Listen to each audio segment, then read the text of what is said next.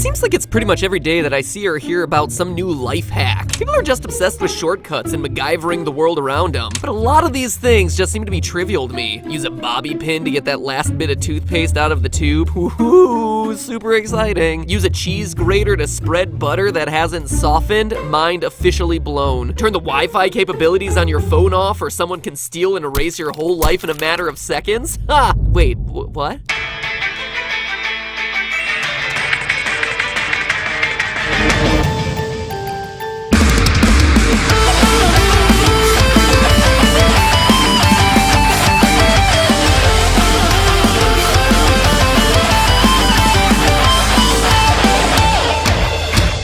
Internet, welcome to Game Theory, the show that uses science and math to turn gaming's nooblar into the elitist of theorists. And today is an important day. Not only are we returning to one, if not the most infamous multi-part series in game theory history, we're also covering information that will simultaneously terrify and empower you, making this episode one of the most important ones of the entire series. And that's no exaggeration, because today we're not talking about hypothetical parallel multiverses or Pokemon evolutionary patterns. We're talking about the real world and the vulnerabilities that increasingly exist in it. It's been 2 years since our first Watch_Dogs video, and a lot has happened in the world of technology since then. We now exist in a smart world, or at least that's what we like to think. Smartphones, smart cars, smart TVs, smart watches. Heck, everything from your book to your cigarette needs to be plugged in these days. And as tech has evolved around us, we've created for ourselves what's known as an Internet of Things. You know how the internet is a bunch of connected data, web pages full of information constantly collecting more, all linking to each other that we have to navigate around? Well, that now exists in a physical form all around us. Everything from your light bulb to your thermostat can be connected to your phone, and that phone is linked to your computer, which also may be linked to your car, an iPod, the printer, the washer. This Internet of Things is a web of connected devices, constantly collecting and sharing information with each other to improve their own efficiency. And that's just one smart home. That home connects to a smart grid, which collectively becomes a smart city, and onward and upward to a smarter world. But you probably see where this is going. On one hand, everything is faster and more convenient. My car and house both know my favorite 90s Jock Jam playlist because they both talk to my phone. When I walk into the house, I don't have to miss a beat of Pump Up the Jam. But this Internet of Things also makes us vulnerable, as the rush to shove technology into everything from the refrigerator to the kitchen sink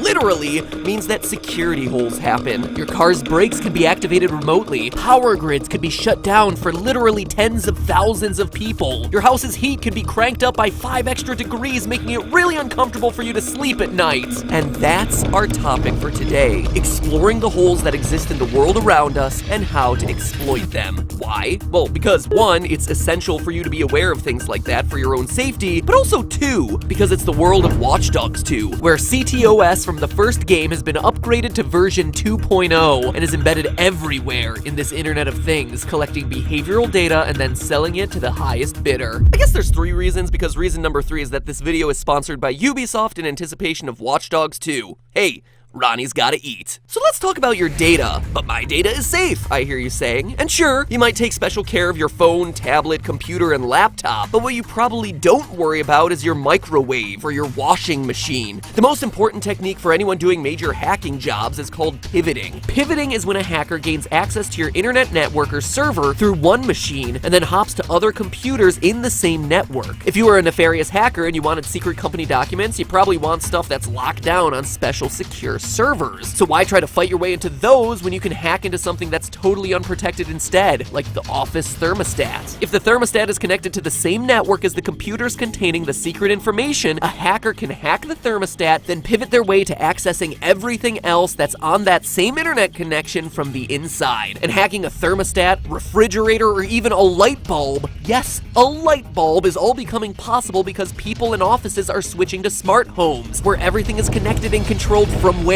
Oh yeah, your cell phone. So now every security camera, washer, dryer, thermostat, and light bulb is a gateway into our phones, which at this point basically have our whole lives on them. And to think you didn't even bother to reset the default password on your Alexa. In the creepiest instance of this ever, hackers have gotten into baby monitors. Earlier this year, a family in Washington noticed odd noises coming from their 3-year-old son's room, only to discover that the monitor had been hacked and that the hackers were able to watch and talk to their child while while they slept. But this is all clearly stuff that's beyond you, right? Sure, pivoting your way from one smart home device to the next is easy in Watch Dogs 2, but that's because it's a game. Well, as it turns out, the reality is that it's shockingly easy to become a hacker. There's even a word for the likes of us, hackers who don't really innovate but are basically just reusing other people's codes and getting really good mileage out of the copy function. We're called script kiddies. Basically because anyone can do these kinds of hacks. Me, you, Cat Pat. Although he would be called a script kitty and he would need to grow some opposable thumbs.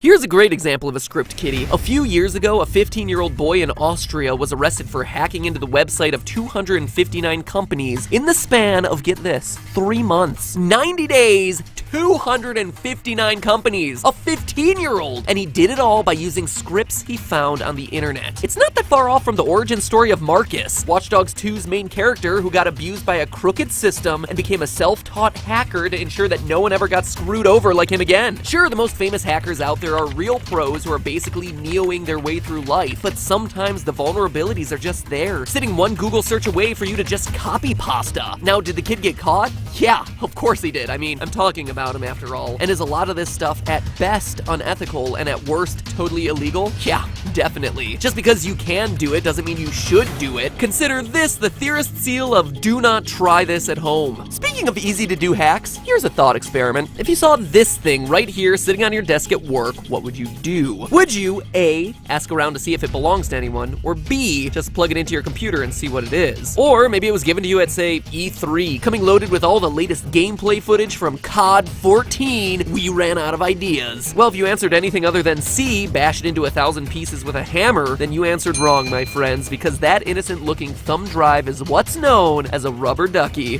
Sure, it looks and sounds innocent enough, but this thing is no Sesame Street toy, unless Ernie was trying to steal Bert's identity and drain his bank accounts. Rubber duckies look and work exactly like a typical thumb drive, but also come equipped with teeny tiny processors and SD cards so that computers recognize them as input devices, aka keyboards. If you can do it with a keyboard, then you can program the rubber ducky to do it automatically when it's plugged in, including open web browsers to download programs, search the computer for sensitive files and passwords, or track your keystrokes to follow your every move. We actually tested these things out on the episode of Game Lab I did on hacking, and I can tell you from personal experience, they really work. The hackers who came in for that episode actually had to program the thing down to slow it to an extent that we could see it working. Even the most complicated maneuvers with a ducky can take seconds. Usually it can execute a program without you seeing it, and definitely not in time for you to stop it. And in those seconds of us using it in Game Lab, it found everything on the computer and pulled it right off, uploading the files wherever I wanted them to go. An email account, a server. Basically, the information the ducky is stealing isn't on the USB. It's already in an email sent back to the hacker or uploaded to some Google Drive account. But obviously something this powerful must be really hard to get your hands on, right?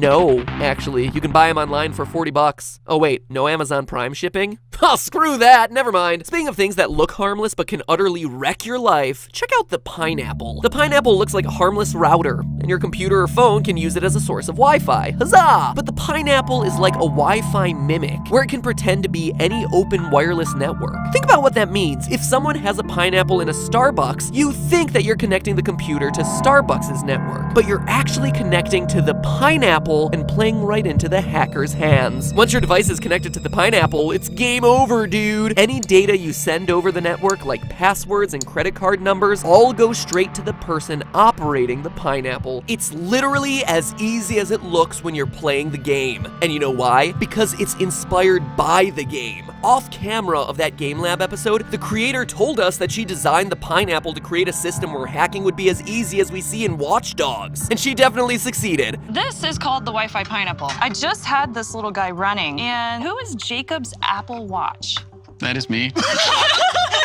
A few clicks and you are caught. Art imitated life, and then life imitated right back. So sure, the tools you need to become a hacker are simple and readily available, but what if you want to do some real damage? A great example of this next level hacking comes straight from the game, from the preview gameplay footage we've seen at E3 of Watch Dogs 2, when our DedSec team wants to manipulate the politics of San Francisco using hacking. Turns out you can totally manipulate political elections and ballot boxes. It was just recently all over the web how vulnerable electronic polling systems are in the US. States have lost thousands of votes due to supposed glitches in the systems, most of which are a decade or more old and haven't updated their security protocols in years. This, again, is one of those times when, yeah, it feels unbelievable that just a few button presses can do something like this, but it's not that many more IRL if you have the right stuff. So if you're not happy with either Hillary Clinton or Donald Trump as our next president, well, go ahead, hack the voting stations and make D's nuts your next president. And that's no joke. D's is a totally legit candidate, and I would totally be his VP if he asked. Nuts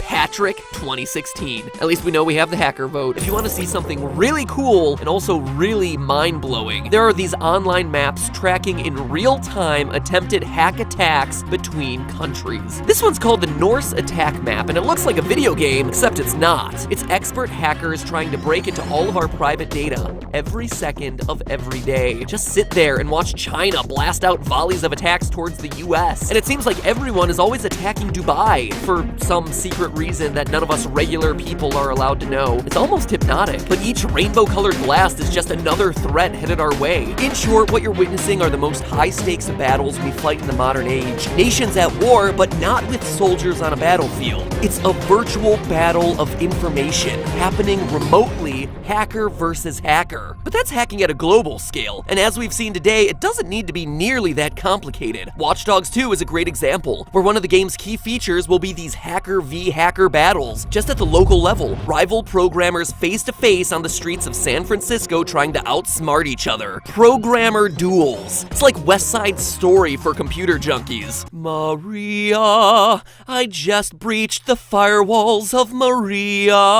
At this point, you're probably thinking we should all be really terrified. And yeah, hacking is serious stuff that's surprisingly close to home and getting easier by the day. So are we doomed to live in a world where computer hackers are the new alpha dogs? Or should I say alpha watchdogs? No, I shouldn't say that. Scary as this episode might make it seem, the answer is actually no. My friends, loyal theorists, hope is on the horizon, and hacking isn't just some tool for the bad guys. There's a growing army of people out there who are working to protect us with just as intense counter-hacking. The Guardian Project is a non-profit organization devoted to protecting the privacy of people vulnerable to hackers, which, if we're being honest, is basically everyone. Recently, the Guardian Project partnered with Tor, the anonymous network that hosts the deep web servers, to add similar layers of stealth and encryption to smart home devices, basically taking something that's scary to most of us, like the dark web, and turning it into something that makes us all safer. Or just infects everything that we buy and we're just completely oblivious to it. Who knows? But honestly, there's more where that came from. If you want to be a hacker but ain't got time for that prison sentence, well, you can become a white hat hacker, meaning that you basically get paid to hack the biggest companies in the world and tell them where their weaknesses are. Basically, you're being paid by Google to tell them why they suck. They can make their system safer and you can make some serious bank. Facebook and Google will pay out rewards as large as $20,000 to hackers who expose vulnerabilities in their products. There are whole companies who do nothing but penetration testing. And no, they're not just porn companies. They're basically hacking for the good guys, making the world a safer place, like a superhero who gets rewarded for never having to go to the gym. Funny enough, Marcus and his hacker group DedSec work the same way,